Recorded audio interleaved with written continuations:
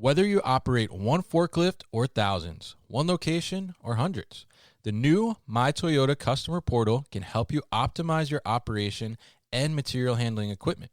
This one-stop, free-to-use platform is designed to help you take control of your information and make smarter decisions, all at the touch of a button. Register and access your data today at my.toyotaforklift.com. That's my.toyotaforklift.com. Welcome to the New Warehouse Podcast, where we bring you insights and ideas from the distribution and logistics world. This is our latest in our partnership with Material Handling Wholesaler for their March 2021 cover story entitled, As E-commerce Grows, Automation and Artificial Intelligence Help Companies Keep Pace.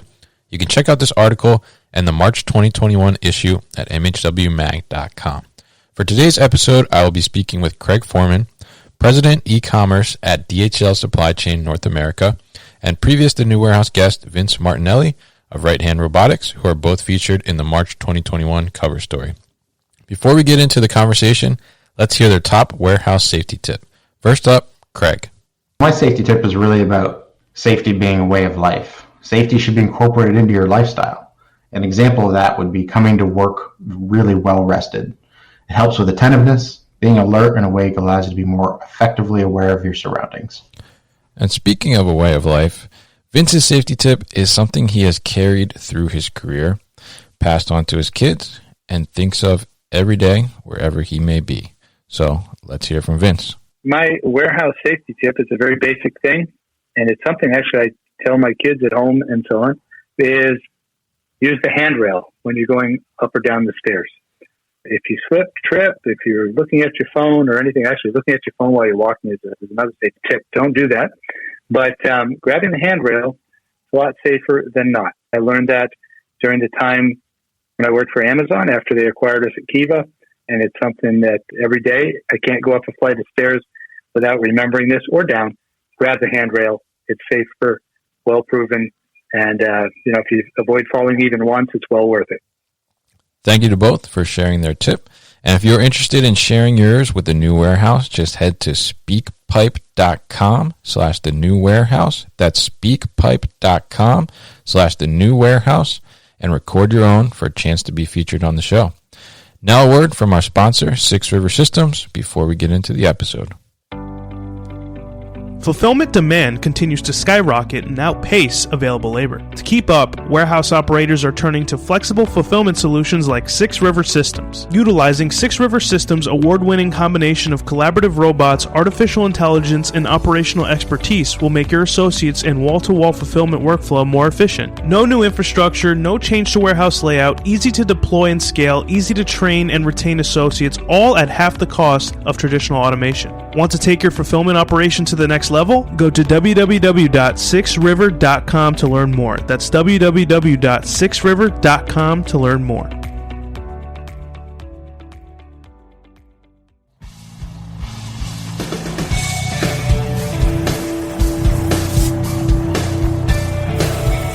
The New Warehouse Podcast, hosted by Kevin Lawton, is your source for insights and ideas from the distribution, transportation, and logistics industry.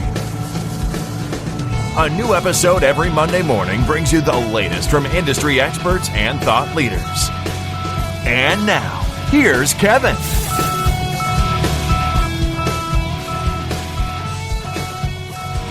Hello and welcome to the New Warehouse Podcast. I am your host, Kevin Lawton, and this is our latest installment in the partnership with Material Handling Wholesaler for the March 2021 issue. Be sure to check out the latest issue at mhwmag.com. As I mentioned at the beginning of the show, my guests today are Kraig Foreman, who is the President eCommerce at DHL Supply Chain North America, and Vince Martinelli, who is the Head of Product and Marketing for Righthand Robotics. We're going to dive into e-commerce and hear about how DHL Supply Chain has been handling the recent spikes from Kraig, and get some insight onto how Righthand Robotics has been able to help some organizations keep up with the demand. I've had some personal experience working with DHL Supply Chain at a previous job, but let's hear from Kraig on what exactly DHL Supply Chain does and a little bit about the e-commerce arm of their business. Sure. I mean DHL is obviously a very large organization and many facets of logistics, but the supply chain division is really focused on your traditional third-party logistics elements. We're doing contract logistics for distribution, transportation, warehousing, packaging, and e-commerce. So we're actually the ones operating the fulfillment centers and warehouses and dedicated fleets and such for our customers. And the e-commerce piece of things is an interesting element that we did last year, where we decided within supply chain in North America to carve out a specific sector or business to go and focus on that area of the industry in a more targeted way, and build a team specifically focused on that business, just because it is such a booming part of our economy and industry, and changing the way that people are behaving across the world. So we actually were doing that change when the lockdown for the pandemic hit. So our timing couldn't have been any better. The timing, like you mentioned, you guys made the decision, you said within the last year. So it sounds like just as the pandemic was almost about to happen. So now I'm curious, and you yourself became president of eCommerce, I saw, like right after the pandemic started happening. So I'm sure that was an interesting move there. So why don't you tell us a little bit about kind of the impact the pandemic has had on e-commerce from a DHL perspective? We've been focused in e-commerce here in North America for close to 15 years. We've been doing it, and I've been part of that journey for a long time. So, the change that we made in our organizational structure was really just taking a team that was already looking at it, but calling it out specifically to create clearer lines of focus. And as you mentioned, the timing was unique as the industry went through a pretty material shift with the pandemic, and the impact for us, DHL, really wasn't any different than the impact seen across the entire industry. And that's just that people were forced to change their buying behaviors at a rate that nobody could have forecasted or anticipated. I saw an article the other day that was published that stated that last year the e-commerce industry saw 7 years of growth in 1 year. Wow. 7 years of expected growth in 1 year. And that's exactly what we're seeing take place across the industry. And the reality is, in e-commerce fulfillment side of things, and on the supply chain side for e-commerce, it is the one piece of supply chain business that has such an immediate impact in what we do based on how consumers and people react and change at home. The weather can impact what we have to do in a building, in a 15, 20-minute period. People are shopping or start shopping because it's raining. They go inside, they get on their mobile device and start shopping. Next thing you know, our orders are going up, 15% versus what it was the previous hour. And when you start looking at those microcosm of impacts of consumer behavior, and then put on a global pandemic on top of that, the ramifications of what we have to do within e-commerce fulfillment and delivery was just exploded. And I think the industry as a whole handled it very well. There was a great deal of adjustment that took place for everybody, and including going through a peak season in the middle of a pandemic, which is, peak seasons are a challenge enough, but doing it through a pandemic was another big thing. But I think the industry went through it well. I know my team at DHL went through it extremely well. Really proud of what our team was able to accomplish and manage through, and the service we were able to provide for our customers was just excellent. Definitely a big impact on the industry as a whole when it comes to the pandemic. And I love the insight provided there about how even just the rain can shift consumer demand to e-commerce. It is truly an immediate impact on this aspect of the supply chain, and definitely agree that the industry has been able to help companies survive and keep up with demand. Let's switch gears for a bit and hear a little bit about Righthand Robotics from Vince. So at Righthand Robotics, we built a data-driven, intelligent picking platform. Basically brings robotic item handling into the warehouse. And what that means for operators is predictable order fulfillment. Machine that reliably executes the task of moving items from one container to another in a warehouse. Great way to put it. It's a really cool solution as well. ProMan, I think, was the first time I saw it in 2019. seems like forever ago with the past year. It's very cool and it's really innovative as well. So what have you seen happening on your end with e-commerce due to the pandemic? I think the other thing we see, Kevin, by the way, and you've probably heard the same thing from others or see the same reports, but there's a stickiness, I guess, as the pandemic continues. The spike in e-commerce demand isn't going away anytime soon. People are getting more comfortable with ordering online and getting delivery or curbside pickup. And even for things like grocery that traditionally had been a pretty low percentage of business. I myself read and see evidence, and even how we live our lives here in my house, the uptick, I think, is going to stick more so than it might have if it had been a temporary 1 to 3 month sort of situation. So I think it's, that's just the reality of it, and everyone is trying to adapt to it in different ways. We'll be back after a quick break. You hear a lot about supply chains these days, because if the past couple years have taught us anything, it's that an efficient, well-managed supply chain is absolutely critical to keeping businesses successful and consumers happy. I'm Will Haywood, and I host a podcast called All Business, No Boundaries, where we talk about supply chains, how they work, what happens when they don't, and the innovations that are redefining what's possible in the world of logistics. Join me for insightful interviews with thought leaders and industry experts. We discuss how optimizing supply chains can break down the barriers that are holding businesses back. That's All Business, No Boundaries by DHL Supply Chain. Listen and subscribe wherever you get your podcasts. Yeah, definitely. And I agree about the stickiness there, as you said, like Chris' personal example, just like, you said, I've changed some ways that I do things because we had to, and there's not a physical place to go to, like grocery and getting home delivery groceries. I think people are just like, it is easier now that they figured it out. So like, why are they going to go back? Ironically, my kids are 11 and 13, and just getting to the point where, there was a certain aspect of going to the store that was fun for them, so sometimes we make a side trip. It almost doesn't matter what store or what purpose, but they like to go in the store still. So there's something we need. Again, we're not doing this frivolously, and we wear masks and all that, but sometimes a little side trip to the store is still fun for the kids. There's something about that experience too. I mean, brick and mortar, I don't think, it's not going to completely go away anytime soon. It may reinvent itself over the next, 5-10 years in a lot of ways, but people like to get out too. And there's something to be said for that. So. Definitely, yeah. And I definitely agree. I think the brick and mortar experience is gonna remain, but the experience is gonna change a little bit. And I think that's a really cool point about your kids, because I think maybe the idea of going to the brick and mortar store now will probably become more of like a trip, right, instead of like a chore, maybe, to some people. Yeah. Now, I'm curious from your perspective, Kraig, with these consumer behavior changes and increased demand on e-commerce operations, what have been some challenges for DHL? Yeah, there's probably 3 key categories there. That I would say the first is just employee safety and being able to stabilize our teams and create work environments that everybody felt safe and secure in, and we weren't increasing their risk.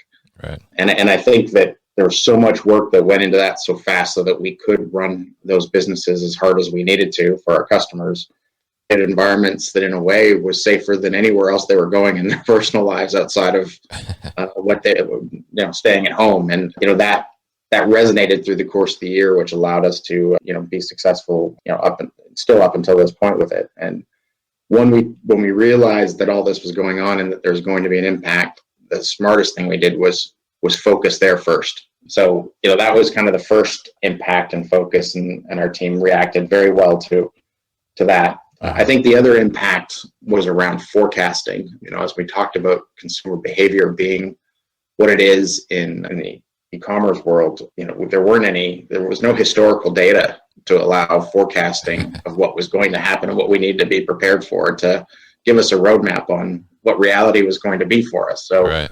And that forecasting has a ripple effect, not just on what do we need to do in our fulfillment centers, but also on inventory sourcing, and do we have do our customers have the right product in the buildings in the right places? And there's just a ripple effect across the supply chain on that forecasting.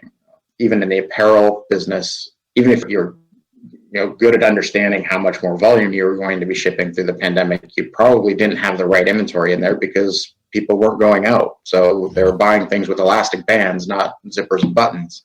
And so, if you didn't have that right calibration or the reaction to that, that was a tough deal to walk through. But again, people reacted as they started understanding those trends very quickly. Yeah. Big impact is just really around what does technology do for us, and when you're in situations like that. And historically, I think when you look back at technology, mechanization, automation, mechanization, and a lot of things you bolt down to the floor. Yeah.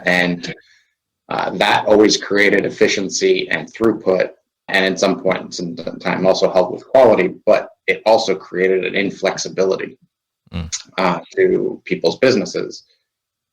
When you go through such a shape shifting that we went through in such a short period of time in the e-commerce industry, for some reasons, in some ways, that could have created constraints if you had automation profiled for the wrong business, because everybody's business went through adjustments. Right.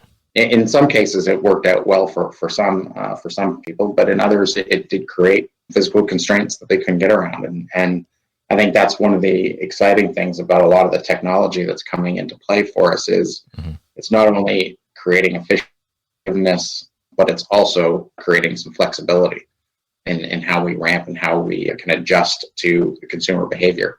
I want to take a quick break to tell you about Variable and the new solution for on-demand labor. With demand always changing, why is your headcount always staying the same? If you're bottlenecked and overpaying for labor, your business can't keep up, much less scale. You can change that starting right now with Variable's on-demand labor platform. Post your work today and have bids from workers within hours. You'll be breezing through your backlog in no time with the help of the performance-rated workers you select. There's no volume commitments or term agreements, and you pay only for what you use. Post your first opportunity today at variableops.com/thenewwarehouse. That's VERYABLEOPS.com/thenewwarehouse. Now back to the show.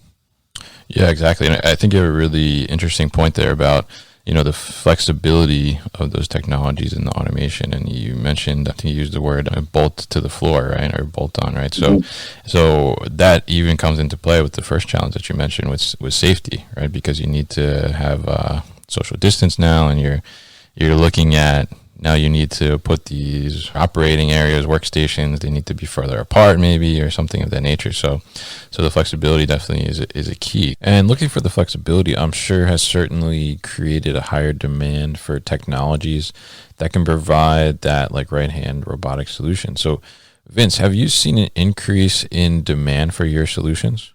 I think what we've experienced, similar to other people in automation, somewhere early in 2020, of course, everything kind of went on pause. Right. And then as you got maybe through the summer, people start looking ahead and thinking about how they might automate in the future. Again, if they were thinking about it, it could accelerate the process or elevate the importance of it strategically. Again, we're not entirely out of the woods yet with the pandemic, right? So it's kind of a mixed bag. I mean, obviously, we're not happy that the pandemic is lasting a long time, right? Yeah. But so a little bit of a mixed bag early on. Major retailers, some of them had to close stores or pause or shut down operations, maybe put capital projects on hold. Then, as time has gone on, people are looking and saying, okay, if the picking robots are ready and can help, they're one part of the puzzle. I may have some autonomous robots. I may upgrade to an ASRS, all kind of different ways you can automate a warehouse. But the picking robot has become a part of the story. I think we saw some acquisitions in the past year, as people see the value of the technology and how it's maturing. It's still relatively young. It's only been 4 years or so since the first systems. Again, Righthand was among those early innovators launching systems into the market. So it's still relatively young in this technology adoption curve. Interesting. I think that everyone was unsure of how the pandemic would play out, but I think there is the realization that things will be staying like this from a consumer behavior perspective, at least for the long haul now. So it is time to start investing in some solutions to keep up. So Kraig, from DHL's side, what types of technologies have you guys invested in to help keep up with the new spike in demand? Yeah, I think, again, there's probably categories for that. We deem it as accelerated digitization, is the terms that we use in our organization. And we have created a very large infrastructure to go after not just identifying, but then validating and trialing and implementing new technology in our business at a tremendously rapid pace over the last 18 months. Mm-hmm. We're gaining so much momentum that what we'll be accomplishing over the next couple of years is really exciting, and it's coming in many different ways. I mean, I think that we're seeing it in autonomous equipment is a big piece of it. Where can we have equipment do what it needs to do and have people do what they need to do? Right. And I think that's a big piece of it. Collaborative robots is another piece where we're doing a lot of work. We've got a lot of implementations of different robotics, like Locus is a big example where we've done a great deal of implementations of those. And I would say that those implementations where we thought we were going to have material benefit when we went through peak season last year, we materially underestimated the value, and it was even better than we anticipated, which is really creates excitement around those types of technologies, what it does for us on a number of fronts, not just the efficiency, but the flexibility, the scalability, but most importantly is the associate or employee impact of those types of technologies, because they're so user friendly. The training time is so much better, and our employees with the user interface or that engagement with that technology is a very, very positive thing. Yeah. Because it's amazing. Some people think of technology and think, well, you're just removing or replacing, you're removing people from your business. Well, no, we're just changing the type of work that they're doing to be easier or more effective, and that where we're finding that people are adapting to it so much better than a lot of the industry naysayers or may have contemplated before. Our employees are excited to interact and engage with this technology because it's such a cleaner experience for them. But then, and I think the last piece of technology, and call it technology or digitization, or that we're focused on, is really around analytics. And the reason why I couple that into technology is because it's really about machine learning, AI concepts. There's a lot of machine learning AI concepts in robotics and other things, but there's a lot of that machine learning capabilities that allow us to manage the business differently because of the information and the insight that we can get and the foresight that we can get from it, which I think is another big game changer for us, especially in e-commerce that is so reactive to that consumer behavior in such an immediate way, versus long lead supply chain things. It's great, but when you're talking about minutes rather than months in your supply chain reaction, that type of predictive analytics concepts is of tremendous value. Yeah, I definitely agree. And I talked to Locus on the show before as well, and I've used the Locus bot myself at their headquarters in Massachusetts. So I totally understand the user interface is amazing, and training time is like nothing. So it's good to hear actually a use case on how you guys are having a positive impact from it. And I think that you're talking about advancing analytics, and that's actually something specifically you mentioned in the article, Material Handling Wholesaler article.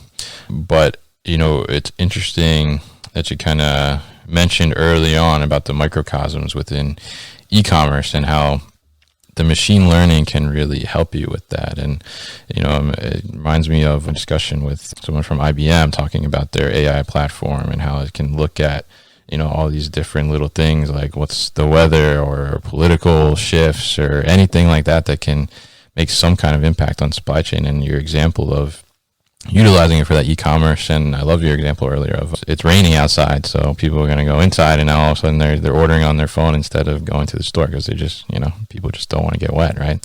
So it's really interesting that you touched on that, and I think that I agree with you definitely that the advancing analytics is something that's going to be a key factor in being able to deal with the volume and just deal with the overall shifts in consumer behavior. Because I think for the e-commerce model to be sustaining, we have to satisfy the consumer with that kind of immediate demand that they want some things in, right? And, I guess Amazon has pushed a lot of that. It's our way, the Amazon effect, right, of having same day or next day.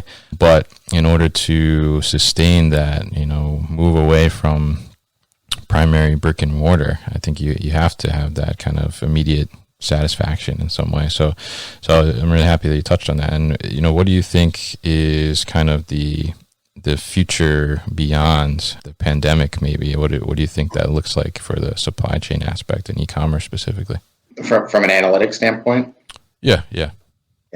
So from an analytics standpoint, I think that, historically within supply chain, we've used history to drive where we go forward. So the analogy that I always use is we're looking through the rearview mirror to figure out whether we're going down the road in the right way. I like that. And that's a tough way to drive. And what the analytics agenda is going to do for us is getting to that foresight and that predictive analytics through machine learning at such a micro level of information going into machine learning tools that a human or spreadsheet will never be able to put all of those elements of factors into what we believe is going to happen. And it's going to come across in many different components. And we're working on a series of different use cases. We've implemented a series of different use cases as well that I think changes the way that we manage our business and the way that we can help as a value proposition to our customers can manage their business. And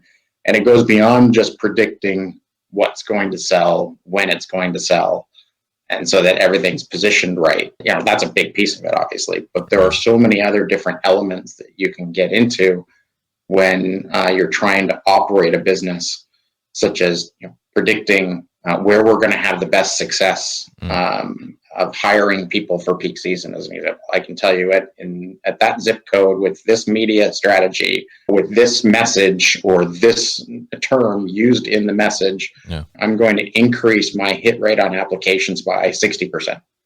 And you start getting into those types of things based on so many different details, it's going to just make us that much more effective. And the same thing will happen within our walls on inventory management practices.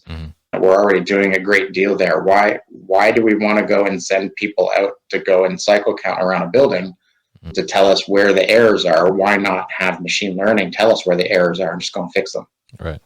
And so we're doing those things, which is, it's game changing when you start thinking about the accuracy and effectiveness you can build in your buildings by having that machine learning give you the information at a 99.5% accuracy rate, rather than going and having all kinds of people go and just try and find things out, right, or react to it. And so I think that changes the way that we manage our business. And in 5 years from now, it's going to be standard practice. And from there, we're gonna find other things to go and refine and do more with. But I just think that it's coming hard and fast. And we've created within my e-commerce team, we've created a dedicated team to focus on those e-commerce use cases for analytics. So we have a dedicated analytics team doing that. As a global organization, DHL has got a very large analytics agenda, but we've created, building off of those tools and that capability on a global basis, we've built a team just to look at those e-commerce applications and build out our capability to help our customers. Yeah, that's great. That's great that you guys are already on top of that. And I love that the fact that you mentioned, machine learning being able to bring the issues to you instead of you going out to find them. Because when you look at analytics and things of that nature now, sometimes more than half the time is spent just getting the data, right? And trying to get that together and put it in something. So, to be able to have that delivered to you through machine learning instead of actually having to gather it yourself, it unlocks a lot more potential for just your brain power in general and decision making, and allows you to be more effective and probably in a more timely manner as well. Now, there was something interesting pointing out there about technology within automated solutions like the Locust Bot helping reduce the training time needed to get new employees started working. This is something I think is a huge step forward, as I have felt the pain of having a long training period in my previous experience as well. So I'm curious, Vince, you mentioned something very interesting in in the article actually about how gaming is kind of influencing the technology that we're seeing develop in the material handling industry. So can you talk to us a little bit about that and kind of what you meant with that? Sure.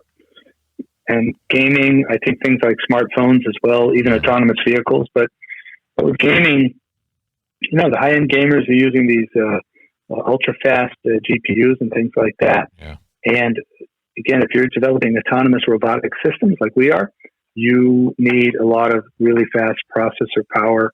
And that industry is moving quickly. Every 12, 18 months, there's advances that are meaningful. And in our system, lately we've been really thinking step by step through a cycle. And by the way, people just take it for granted. We're so good at grabbing things and looking into a box and picking an item out and setting it somewhere in some organized way.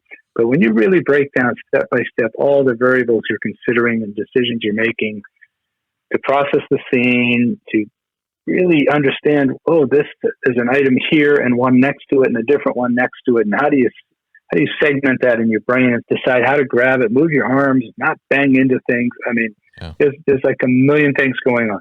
So if you're trying to do this with a robot autonomously with sensing and vision and so on, and do it 1,000 times a second or more, 1,200 or more, you need processing horsepower. There's no two ways about it. So I think, the video gaming and there's a lot of visualization stuff that goes on there. There's also sensing, some of the games where we have one, again, another thing we do during the pandemic, we have, Xbox nights, and we've been known to do a dance competition downstairs where the camera is sensing how well you're matching the dance moves, Okay. Yeah. So these kind of depth cameras and so on that are now available with some of the gaming systems. I mean, they were, then they weren't, then they are, but they're very similar to the kinds of things we use in the robot, right? And a picking robot. We've publicly said, like Intel RealSense is one of the suppliers we work with, and those cameras are very cost effective. I mean, dollar per performance and so on. It's a great mix. So you got GPUs, great great depth cameras with color, and a robot arm's a different thing. Obviously, most people don't have those at home, but driven by other industries and so on, robot arms have got really affordable. So there's all this great technology that one can build on, and it's just improving year over year. I'll give you the scoop is we'll be announcing the next generation of our product in a few weeks. Some of the early spring digital trade shows are coming out, and we'll talk about some of the advances that these things are enabling for us and our customers. Interesting. And I think, I'd be doing the listeners a disservice if I didn't ask you this question right now. Do you have a robotic arm at home? I don't. Sometimes, since I've been working from home almost 100%, there are times where it would be good to have one set up in the garage to get a video or run a test on something or whatever. But no, I do not have one at home at the moment. So. Oh, okay. Not a bad idea. Yeah, because I know you know a guy, right? So. Yeah, that's right. I know a guy. Yeah. Yeah, so definitely, very interesting perspective there on the gaming side of things, and I've kind of noticed this too. Working in operations is very much what's happening in, I guess we call it the outside world, like in people's personal lives. The technology is transitioning into the warehouse and material handling industry, as you mentioned, and just like the smartphones you mentioned, and I think it really makes people able to kind of adopt to the job more easily, and also makes the training like a little less, because it's very similar to things that they're already utilizing or using in a different way for entertainment and the sense of gaming, or just like in their regular everyday lives. All right, so very thankful to have gotten the chance to speak to these two for the Material Handling Wholesaler March 2021 issue, which can be viewed at mhwmag.com. For more information on DHL, you can go to dhl.com/allbusinessnoboundaries. And for more information on Righthand Robotics, head to righthandrobotics.com. All of those links will be posted on thenewwarehouse.com. And thank you very much for listening to the show. You've been listening to the New Warehouse Podcast with Kevin Lawton. Subscribe and check us out online at thenewwarehouse.com.